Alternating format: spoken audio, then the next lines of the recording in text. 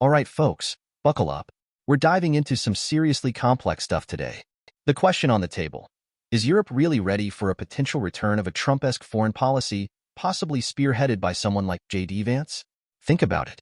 We're talking about trade wars, a raging conflict in Ukraine, and the ever-present shadow of AI disrupting everything. This isn't just about politics. It's about economics, security, and the very future of Europe.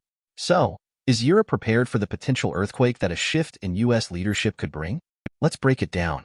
It's going to be a bumpy ride. First, let's talk about something seemingly small, but incredibly telling: website access denied pages. For security reasons, this page cannot be displayed. Sound familiar? This seemingly innocuous message is a symptom of a bigger problem. It means someone, somewhere, is building digital walls. What's the direct impact? Frustration, lost engagement. People can't access the information they need. But the adjacent impact is even more concerning. It drives demand for better website security, meaning more money is poured into cyber defenses, which is a good thing, but it also suggests a growing threat landscape. And socioeconomically, it erodes trust. If people feel they're being unfairly blocked from information, they're going to start questioning the source. Are we creating an information access inequality? It's a valid concern, people. Next up, the dreaded cookie consent banner. We all know it, we all hate it, but it's there for a reason. NATO congratulations to Trump aside, this little pop-up highlights the ongoing battle over data privacy. Direct impact? We're forced to make choices about our data, raising awareness, which is a plus. But the advertising industry? They're sweating bullets. These cookies fuel targeted advertising, and if people opt out, their entire business model is threatened. And the big picture? It's about consumer privacy. Are we giving away too much information? Do we even understand the implications of our choices? It also puts pressure on the average user to have a certain level of digital literacy to understand the implications of their choices. It's a lot to ask, isn't it? Okay, things are about to get real. EU ready to react to unnecessary and stupid tariffs threatened by Trump, leaders say. We're talking full-blown trade war potential. The direct impact? Tariffs, retaliatory measures, higher prices for everyone. Your morning coffee could get a whole lot more expensive. The adjacent industries? Manufacturing, agriculture, logistics, they're all going to take a hit. Think about the ripple effect on shipping companies, farmers struggling to compete, factories shutting down. And socioeconomically? Economic instability, job losses, geopolitical tensions.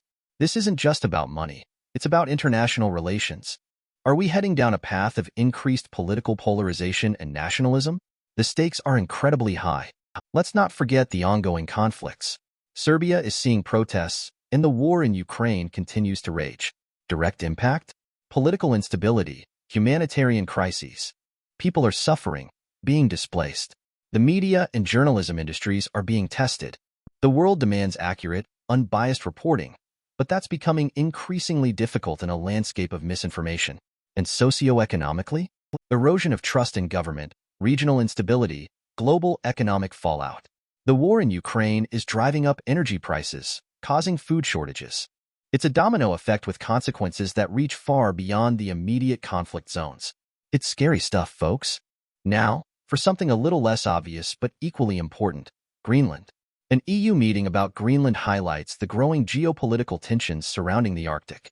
Direct impact? Potential conflict over resources and strategic location.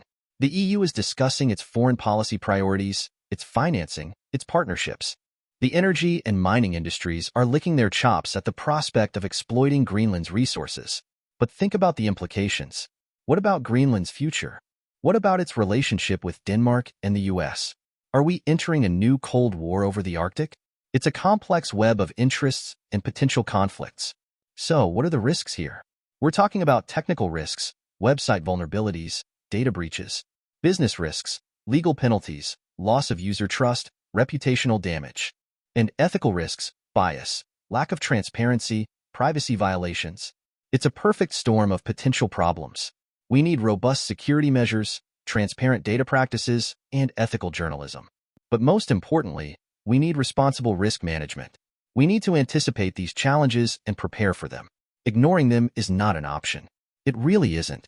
And let's not forget the elephant in the room: AI. How does AI factor into all of this? Well, AI is disrupting everything. It's changing the way we trade, the way we communicate, the the way we fight wars. It's both a powerful tool and a potential threat. AI can be used to analyze data, predict market trends, and automate tasks. But it can also be used to spread misinformation, manipulate public opinion, and create autonomous weapons. AI is a double-edged sword, and we need to be aware of both the opportunities and the risks. It's not about being afraid of AI. It's about understanding it and using it responsibly. If we don't, AI could exacerbate all the other problems we've been discussing. Now, back to the original question. Is Europe ready for JD Vance? The truth is, we don't know.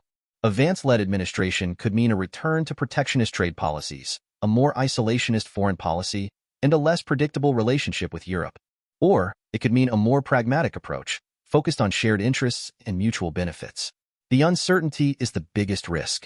Europe needs to be prepared for all possibilities. They need to strengthen their own economies, build stronger alliances, and develop a clear strategy for dealing with a potentially unpredictable U.S. administration. The future of Europe depends on it. It truly does. So, what's the takeaway here? Europe is facing a complex and challenging future. The war in Ukraine, trade tensions with the U.S., and the rise of AI are all creating significant risks. But Europe is also resilient and resourceful. By strengthening their economies, building stronger alliances, and embracing innovation, they can navigate these challenges and emerge stronger. The key is to be prepared, to be proactive, and to be united. The future of Europe is in their hands. It's a future that demands courage, vision, and a willingness to adapt. Let's hope they're up to the challenge. What do you think? Let me know in the comments below. And don't forget to like and subscribe for more in-depth analysis. Stay informed, stay vigilant, and stay safe out there.